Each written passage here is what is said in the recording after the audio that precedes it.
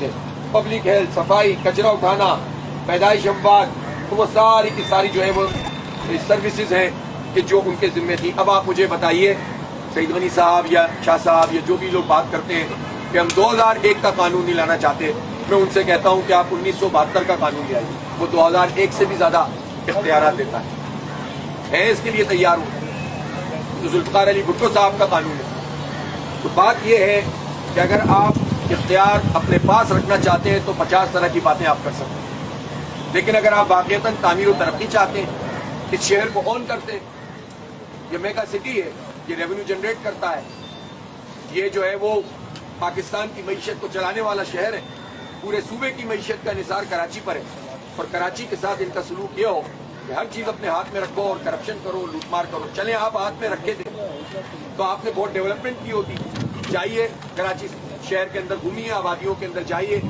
आपको पता चल जाएगा। आप छोड़ दीजिए, मैं तो बार बार कह रहा हूँ, ये नाला साफ नहीं कर सकते जो असम्बली के सामने 100 लोगों की अक्सरियत वाली असम्बली है, जिसको बार बार कहते हैं 100 लोग हैं 100 लोग हैं, 100 लोगों की अक्सरियत वाली असम्बली के सामने नाला गंदगी का ढेर बना हुआ है, कचरा उसमें पड़ा हुआ है, ताफ़ुर उससे उठता है।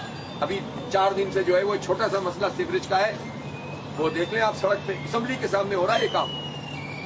बाकी तो आप छोड़ दीजिए पूरे शहर का जो हाल है। जाइए जहांगीर रोड पर, कारपेटिंग होती है, थोड़ा सा पानी आता है बह जाती है, सीवरेज का पानी आता है बह जाती है, ये सड़कें बना रहे हैं। जाइए नाजाबाद पेट्रोल पंप पे, मेन सड़कों के ऊपर जो है वो खड्डर बना हुआ है।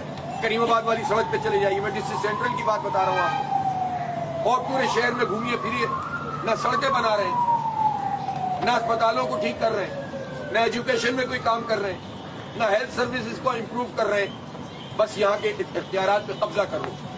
और अब ये सूरत हाल है कि ये मसला सिर्फ अब कराची का मसला नहीं रहा, बल्कि पूरे इंटीरियर सिंध में इसके ऊपर जो है वो आवाज उठ रही है। और अब सिंध के देही अवाम भी उठना शुरू हुए हैं, छोटे छोटे कस्बात में भी एहतिजाज हो रहा है, और सिंध के जो अर्बन एरियाज हैं वहां पर भी ये काम हो रहा है। इसलिए ना ये लिसानी मसला है और ना ये जो है पार्टी मसला है, ये अवाम के इख्तियार का मसला है जो ग्रास रूट लेवल पर मिलना चाहिए। हमारी बात आईनी है, कानूनी है, जायज है, जमहूरी है और लॉजिकल है।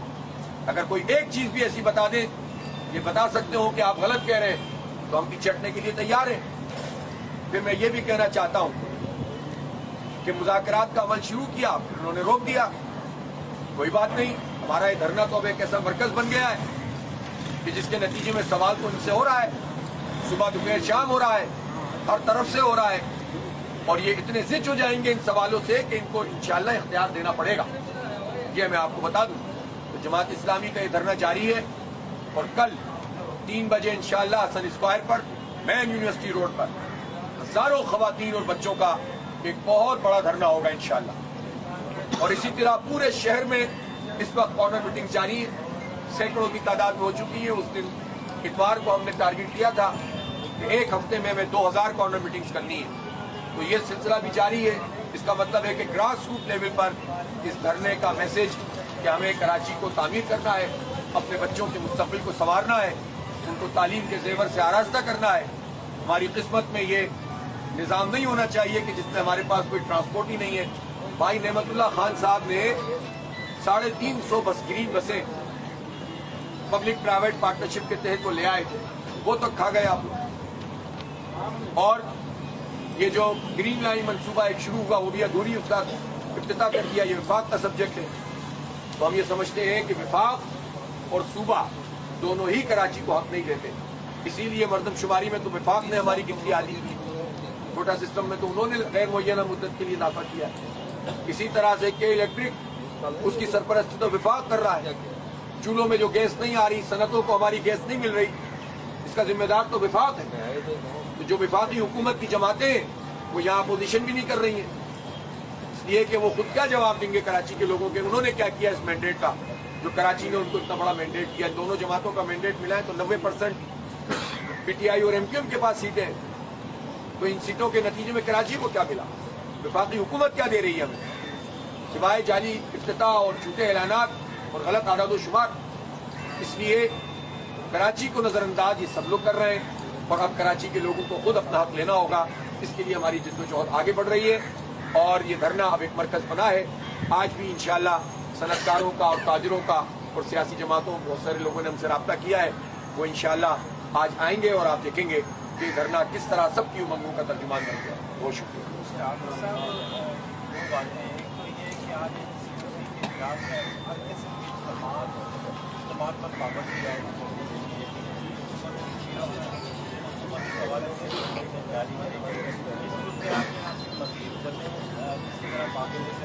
اور پیپلز پارٹی کے وزراء کہتے ہیں کہ جماعت اسلامی پہلے پنجاب اور ہندوستان میں یہ اختیارات نہیں ہیں, ساری چیزیں زیادہ فوکس.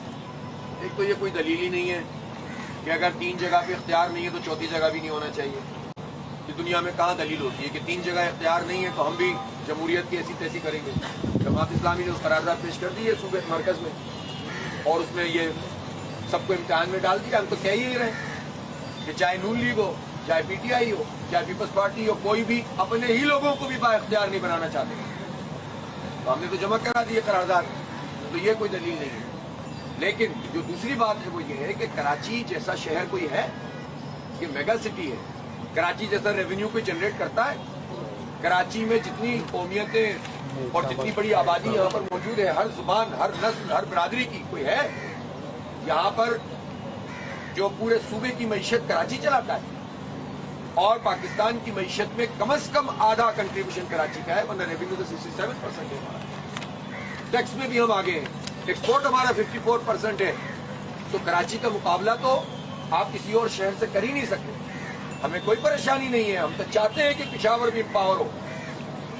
پیپلز پارٹی کی وفاق میں حکومتیں رہی ہیں, پیپلز پارٹی کی صوبوں میں حکومتیں رہی ہیں, پنجاب میں بھی رہی ہے ایک زمانے میں, وفاق میں بھی حکومتیں رہی ہیں, تو کرتے ہیں نا امپاور. ہم تو یہ بھی بات کرتے ہیں نا کہ جب آپ NFC ایوارڈ میں حصہ لیتے ہیں اور آپ کا جو جب یہ صوبوں کو 18ویں ترمیم کے نتیجے میں اختیارات منتقل ہوئے تو یہ 800 گنا 800% وسائل میں اضافہ ہوا. 800% وسائل میں اضافہ ہوا صوبے کے. اور کراچی کو جو پہلے دیا کرتے تھے وہ 20% ملتا تھا, وہ اب 3% ملتا ہے. جو میں نہیں کہہ رہا, یہ وہ کہہ رہے ہیں جو وفاقی سیکرٹری رہے. کل پڑھ لیں آپ یونس ڈاگا صاحب کا آرٹیکل جو ٹریبیون میں بھی چھپا ہے, ایکسپریس میں بھی چھپا ہے. یہ ہم تو نہیں بتا رہے آپ کو, وہ بتا رہے ہیں. تو آپ یہ زیادتی کرتے ہیں کراچی کے ساتھ.